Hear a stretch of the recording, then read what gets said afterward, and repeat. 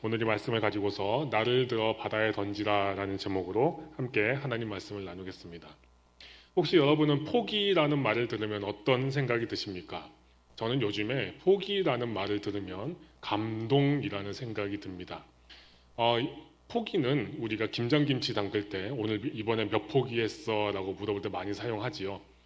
지난번에 교회에서 김장하시고 이제 김장김치를 좀 싸서 이렇게 주셨는데 그 김치가 너무 맛있더라고요. 집에서 저희 아버지도 매운 거 잘 못 드셔서 늘 고생을 하시는데 이게 너무 많이 먹으면 속 아픈데 하면서도 계속 드시는 걸 보면서 야, 이 교회에서 권사님들, 집사님들께서 직접 담그신 이 김치가 사서 먹는 김치하고는 비교할 수 없는 그런 감동이 담겨 있구나라는 생각을 다시 한번 하게 됐습니다. 자, 그런데 우리는 그 포기라는 말을 들을 때마다 김장김치를 생각하곤 하지만 세상에서 이 포기라는 말은 조금 다르게 사용되는 것 같습니다. 21세기가 시작되면서 영국에서 당신들이 제일 존경하는 역사적인 인물이 누구입니까? 라는 설문조사를 한 적이 있다라고 합니다. 영국이 얼마나 대단한 나라입니까? 수많은 역사적인 위인들을 배출한 나라 아니겠습니까? 그런데 그 나라에서 그 나라의 영국인들이 설문조사했을 때 1위를 한 사람이 누구였겠습니까? 1위를 한 사람이 윈스턴 처칠이 1위를 했다고 합니다. 수많은 역사적인 위인들 중에서 처칠이 1위를 했던 이유, 바로 그가 2차 세계대전의 지도자였기 때문이지요. 그런데 그가 단순히 정치적인 지도자였기 때문에 그렇게 큰 존경을 받는 것이 아닙니다. 처칠 하면 우린 잊지 않는 하나의 단어가 있죠. 바로 포기하지 않음, 용기라는 단어를 우리는 이어서 생각하게 됩니다. 그가 남긴 유명한 말이 있습니다. 성공도 실패도 영원하지 않다. 중요한 것은 굴복하지 않는 용기다. 사실 윈스턴 처칠은 굉장히 잘 나가는 귀족 집안의 출생이었습니다. 굉장히 잘 나가는 사람이었죠. 하지만 젊은 시절에 많은 실패를 경험하면서 큰 좌절을 경험하기도 했습니다. 하지만 그가 히틀러라는 인류 최대의 적 앞에서도 그가 포기하지 않았던 그 용기 때문에 많은 사람들은 지금도 그를 용기의 사람이다라고 기억합니다. 멀리 처치까지 갈 것도 없습니다. 우리나라에도 이 용기와 포기하지 않음의 대표적인 인물이 계시죠. 바로 이순신 장군입니다. 명량에서 단 12척의 전선만을 가지고서 그 이순신 장군께서 했던 그 말씀, 신에게는 아직 12척의 전선이 남아 있습니다. 라는 그 유명한 그 한마디, 그 한마디는 우리에게 지금도 용기에 대해서, 포기하지 않음의 중요함에 대해서 이야기해 주고 있습니다. 그래서 우리는 포기는 나쁜 것이라는 생각을 늘 하면서 살아가고 있습니다. 포기는 나쁜 것이고 포기하면 끝난 것이고 포기는 곧 실패와 같다라고 우리는 이야기하면서 살아갑니다. 자포자기라는 말이 있습니다. 스스로를 해치고 버린다.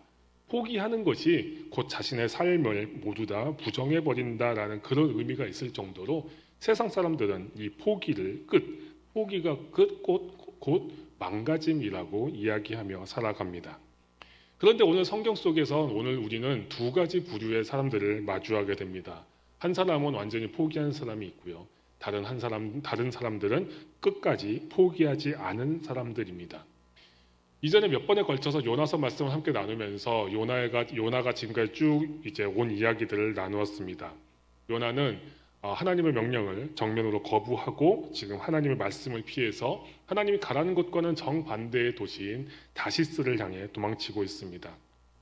욥바에서 배를 타고 그리고 배의 가장 밑바닥으로 내려가 잠에 빠져든 요나, 그 요나의 모습을 성경은 라담의 상태다라고 이야기하죠. 영적인 침체, 그리고 죽은 듯이 잠든 그 상태에 빠진 요나가 지금 잠들어 있습니다. 근데 그 상황에서 폭풍이 몰아칩니다. 하나님께서는 폭풍을 통해 요나를 깨우시고 배가 침몰한 상태까지 몰아가십니다. 그 상황에서 사람들은 그 재앙의 원인이 요나에게 있다라는 것을 알게 됩니다. 선원들이 요나가 이 재앙의 원인이라는 것을 깨닫고 난 다음에 요나에게 이렇게 물어보지요. 도대체 당신이 누구냐? 그리고 이 일을 어찌할 것이냐라고 요나에게 질문합니다. 죽음과 같은 영적 침체의 상황, 그 라담의 상태에서 깨어났던 요나가 지금 거센 폭풍을 만났습니다. 정신이 하나도 없죠. 배가 깨질 것 같습니다.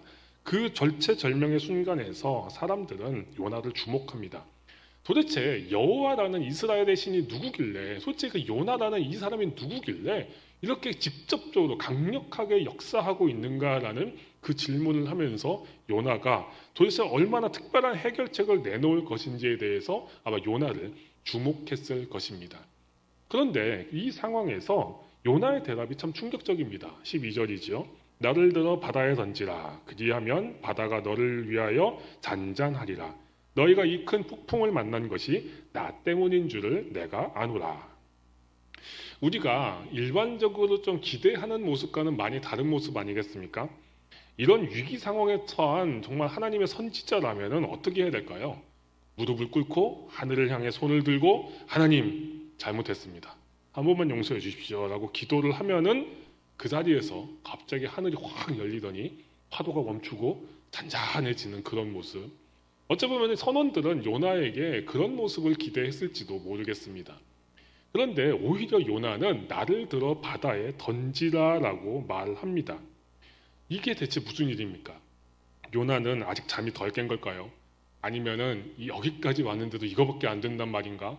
라고 포기하고 에라 모르겠다. 그냥 날 던지고 끝냅시다. 라고 하는 것일까요? 요나는 정말 자포자기한 걸까요? 스스로를 버리기로 작정했던 것일까요? 여기서 나를 던지라라는 말이 그냥 물건을 그냥 휙 던지다라는 그런 단순한 의미로 사용되지 않았습니다. 이 던지다로 사용된 히브리어 톨이라는 단어는 물건을 던지는 그런 의미도 있지만 동시에 완전히 엎드러지다, 아무런 소망 없이 가망이 없는 상태로 내동댕이 쳐지다라는 의미도 가지고 있다라고 합니다. 즉 요나는 바다에 던져진 후에 내가 혹시 살아날 수 있지 않을까? 혹시 내가 어떻게 좀 기회가 있지 않을까? 아니면 뭐 어떻게 될 수 있지 않을까라는 그런 일말의 희망도 없이 완전히 포기하고 자신의 의지마저도, 자신의 모든 계획마저도, 자신의 생존의 본능까지도 완전히 포기하고 버린 것입니다. 그는 어떤 기대와 희망도 품지 않은 상태에서 하나님께 자신을 향해 보내신 하나님께서 자신에게 보내신 저 폭풍, 그 하나님의 손길 안으로 자신의 모든 것을 포기하고 자신을 내어 던지기로 결단했다라는 것입니다. 하나님 앞에서의 무조건적인 항복을 선언한 것입니다. 이것은 세상이 말하는 자포자기의 모습이 아닙니다. 하나님의 주권 앞에 자신을 내어 던지는, 자신의 계획을 포기할 줄도 아는 거룩한 신앙의 결단입니다. 선원들의 모습은 사실 우리의 예상과도 또 정반대로 엇나가기 시작합니다. 사실 만약에 생각을 해보십시오. 우리가 타고 있는 배에 어떤 사람 때문에 이 폭풍이 생겨서 이 사람 때문에 지금 다 죽게 생겼습니다. 그 상황에서 이 사람이 나를 바다에 던지라고 이야기합니다. 어떻게 하시겠습니까? 저부터 나서서 던질 것 같습니다. 저부터 나서서 얘라이 모르겠다 찍어 던지라는데 하면서 휙 던질 것 같습니다. 그런데 이 선원들의 모습이 너무나도 용감하고 인류애가 넘치는 모습 아닙니까? 이 선원들이 오히려 그 요나의 말을 듣고서도 요나를 바다에 던지는 게 아니라 어떻게든지 이 바다를 건너서 배를 바다에 대려고 노력하고 있습니다. 정말 대단하지 않습니까? 포기하지 않는 용기의 사람들, 정말 대단한 이순신 장군 같은 그런 선원들의 모습인 것 같습니다. 그런데요, 이 모습을 조금만 더 깊이 살펴보면은 이 모습이 매우 철저히 논리적이고 계산적인 행동의 결과였다는 것을 우리는 또한 발견할 수가 있습니다. 지금 요나는 배를 타고 있지요. 배를 타고 쭉 이제 항해를 하던 중이었는데 그 배는 지금 어디에 있었을까요?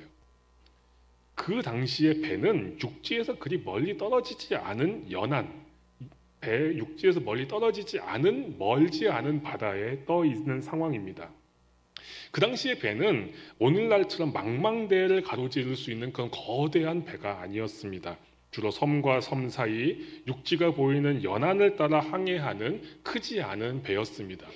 이것은 거의 나중에 산업혁명이 돼서 정말 증기기관이 발달하기 전까지는 대부분의 배들이 정말 그 연안을 항해하는 것 정도가 한계였던 것이 사실입니다.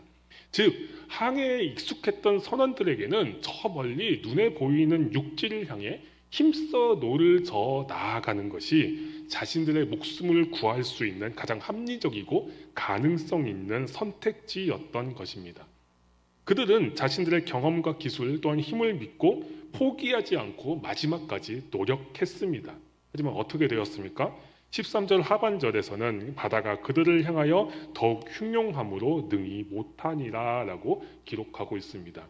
즉 그들은 정말 자신들의 기술과 힘과 계획을 모두 다 노력해서 이 위기를 벗어나려고 노력했지만 결국 그 노력이 허사가 되었다라는 것입니다. 인간의 힘으로 발버둥 치면 칠수록 이 상황은 점점 더 악화되었습니다. 그리고 최후의 순간이 다가오니 이제 그들의 본심이 적나라하게 드러나고 있습니다. 14절 말씀입니다. 무리가 여호와께 부르짖어 이르되, 여기서 무리는 선원들이죠. 여호와여 구하고 구하오니 이 사람의 생명 때문에 우리를 멸망시키지 마옵소서. 무죄한 피를 우리에게 돌리지 마옵소서. 주 여호와께서는 주의 뜻대로 행하심이니이다. 선원들이 하나님께 기도를 하는데 우리가 이제 이 사람을 바다에 던질 건데요. 이 사람을 던진 죄를 우리에게 돌리지 말아주세요라고 기도하고 있는 것입니다. 선원들이 요나를 바다에 던지지 않은 이유는 물론 요나의 생명이 귀하기 때문이기도 했겠지만 동시에 요나를 만약에 바다에 던지게 되면 그거에 대한 책임도 자신들에게 올지 모른다는 두려움이 있었기 때문입니다. 눈에는 눈, 이에는 이라는 원칙이 있죠. 만약에 요나의 가족들이 그 사실을 알게 되면은 뭐라고 생각을 했겠습니까? 내 가족을, 내 아들을, 내 아버지를 바다에 던져? 그러면 충분히 보복을 할 수 있는 그런 시대였습니다. 선원들은 그걸 너무나 잘 알고 있었기 때문에 요나를 바다에 던진다기보다는 먼저 내 힘과 능력으로 이 문제를 해결해 나아가고 싶었던 것입니다. 그렇습니다.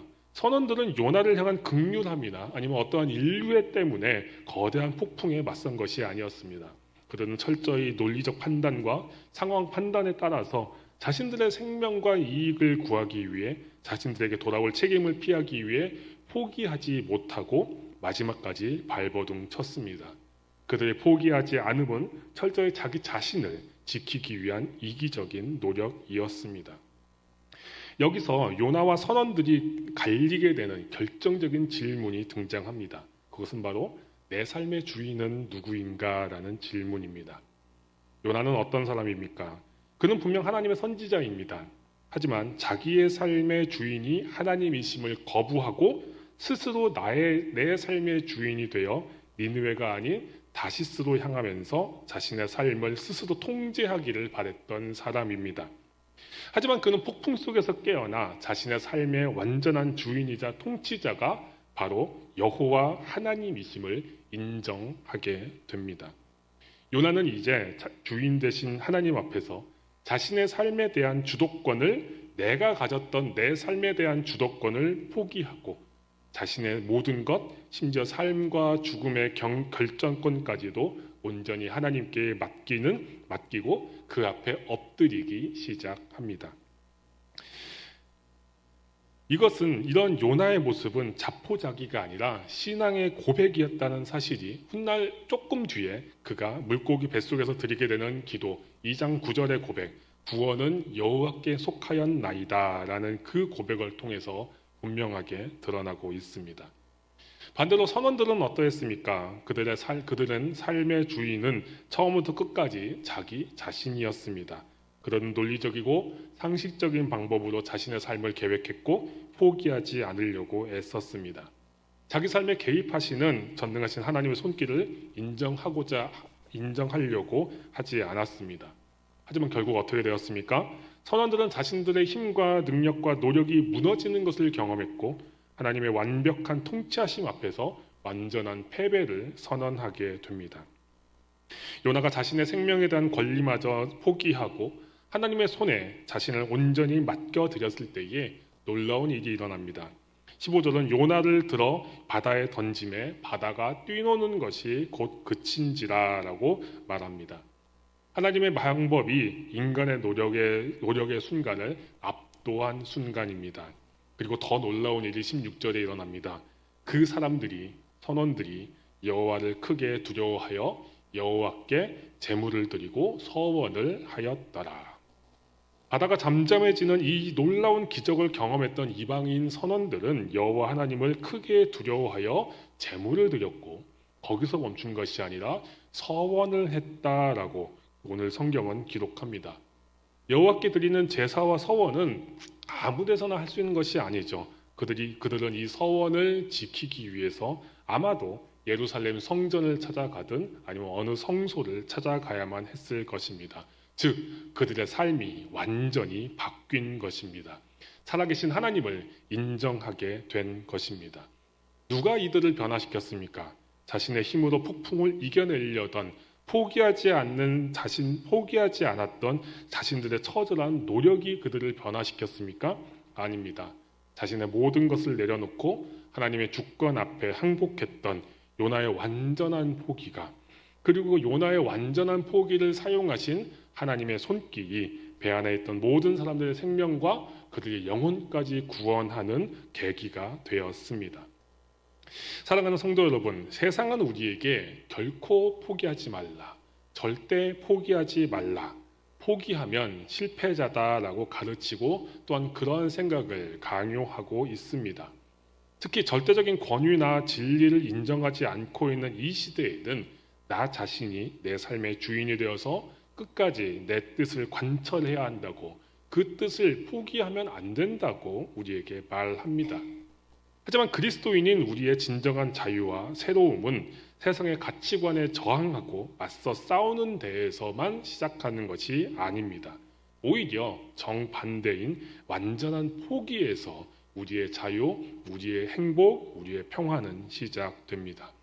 세상의 모든 지혜와 부귀영화를 가졌던 솔로몬은 그의 인생 마지막에 잠언을 통해 이렇게 고백하지요. 너는 마음을 다해 여호와를 신뢰하고 내 명철을 의지하지 말라. 너는 범사에 그를 인정하라. 그리하면 내 길을 지도하시리라. 하나님의 백성이며 또한 그리스도의 제자로 살아가는 우리의 삶에서 우리는 늘 자유함과 평화로움을 누리기 소망하며 살아갑니다. 그리고 우리는 그것이 완전한 포기에서, 하나님 앞에서의 완전한 포기에서 시작한다는 사실을 꼭 기억해야만 합니다. 하나님의 전능하심과 그 주권 앞에서 나의 교만과 나의 명철과 나의 경험을 포기하고 하나님이 내 삶의 주인이 되시고 통치자이시고 그 나의 온전한 하나님이시라는 사실을 인정하는 그 자리에서 우리는 비로소 참된 자유와 평화를 누리며 내 생각과 예상을 넘어서 가장 완전한 길로 인도하시는 하나님을 경험할 수 있습니다. 요나가 보여준 이 완전한 포기, 그것은 나는 이제 모르겠다, 하나님이 알아서 하시겠지 라며 손을 떼고 불성실하게 매 순간을 살아가는 그런 무책임한 삶을 이야기하는 것이 아닙니다. 내 논리와 상식으로는 도저히 받아들일 수 없는 하나님의 인도하심 앞에 서게 되는 바로 그 순간에 나의 의지와 권리를 포기하고 폭풍과 같은 하나님의 주권과 인도하심 앞에 내 삶을 맡겨드릴 수 있는 것, 그것이 바로 오늘 요나가 우리에게 보여주는 거룩한 포기이며 거룩한 항복의 모습입니다. 성경 속에 수많은 하나님의 사람들은 모두 이 거룩한 포기, 위대한 포기의 사람들이었습니다. 아브라함이 어떠했습니까? 자신의 가장 소중한 것, 자신의 미래 그 자체인 이삭을 포기하고 그를 제단 위에 올렸습니다. 그가 자신의 모든 것을 포기하고 순종했을 때 하나님은 여호와 이레의 하나님을 보여주셨고 그는 모든 민족의 아버지가 되어 하나님의 뜻을 이루는 복의 통로가 될 수 있었습니다. 마리아는 어떠했습니까? 요셉이라는 사랑하는 사람과 결혼을 앞두고 있었던 그녀, 꿈꾸고 있었던 소박하고 행복한 미래가 있었죠. 그런데 어느 날 갑자기 천사가 나타나서 그녀에게 아이를 가질 것이다 라고 선언합니다. 그 순간 마리아의 모든 계획이, 모든 미래가 통째로 무너져 버립니다. 근데 그때 그 마리아가 무엇이라고 고백합니까? 주의 여종이오니 말씀대로 내게 이루어지이다. 마리아는 자신의 계획과 생명을 포기했고 도저히 이해할 수 없는 하나님의 뜻에 자신을 완전히 내어놓았고 이를 통해서 베들레헴에서 예수 그리스도께서 태어나실 수 있었습니다. 자신의 계획을 포기하고 익숙한 미디안 광야를 떠나 고난이 기다리는 이집트로 향했던 모세가 그러했고 풀무불과 사자굴에 던져질지언정 하나님 대신 왕을 섬기진 않겠다라고 선언했던 다니엘과 세 친구들이 그러했습니다. 엘리트 유대인으로서 모든 것을 누릴 수 있었지만 이제는 모든 것을 배설물로 여긴다라고 고백했던 바울이 바로 그런 삶을 살아갔습니다. 세상은 거룩한 포기를 선택한 우리의 삶을 보면서 비이성적이다, 그리고 비상식적이다라고 비아냥거릴지도 모르겠습니다. 하지만 성경은 이미 이 불공평해 보이는 달리기의 결과를 요나를 통해, 아브라함을 통해, 마리아를 통해, 그리고 믿음의 선배들을 통해 우리에게 분명히 보여줍니다. 그리고 세상은 거룩한 포기를 통해 완전한 하나님의 백성으로 살아가는 우리를 보면서 결국 하나님을 인정하고 하나님 앞으로 돌아오게 됩니다. 지금 우리는 대림절 기간 중에 있습니다. 하늘 보좌를 버리고 인간의 오본을 입고 참 인간의 모습으로 베들레헴 말구유에 태어나신 우리 예수님께서는 바로 이 땅을 향한 하나님의 뜻을 이루시고 인간의 모든 죄의 문제를 해결하기 위해 스스로 낮아지신 거룩한 포기의 완전한 모범을 보여주신 우리의 예수님이십니다. 예수 그리스도의 나심을 기억하고 또한 기다리는 이 대림절 기간에 예수님을 기억하며 예수님의 발걸음을 따라 낮아짐의 자리, 그리고 포기함의 자리로 나아갑시다. 왕이신 우리 하나님께서 하나님께 우리의 삶을 온전히 맡겨드리고 높아진 우리의 마음을 낮은 자리로 연약하고 소외된 이웃들을 향해 우리의 손을 내밀 때에 하나님께서는 우리를 변화시키시고 우리를 통해 이 땅 위에 하나님의 나라를 이루시고 그리고 이 땅의 사람들이 하나님을 인정하게 될 것입니다. 거룩한 포기의 길을 따라 한 걸음 내딛는 우리를 향해 우리 주님이 오십니다. 그리고 여러분을 부르시는 분은 신실하시니 이 일을 또한 이루실 것입니다. 기도하겠습니다.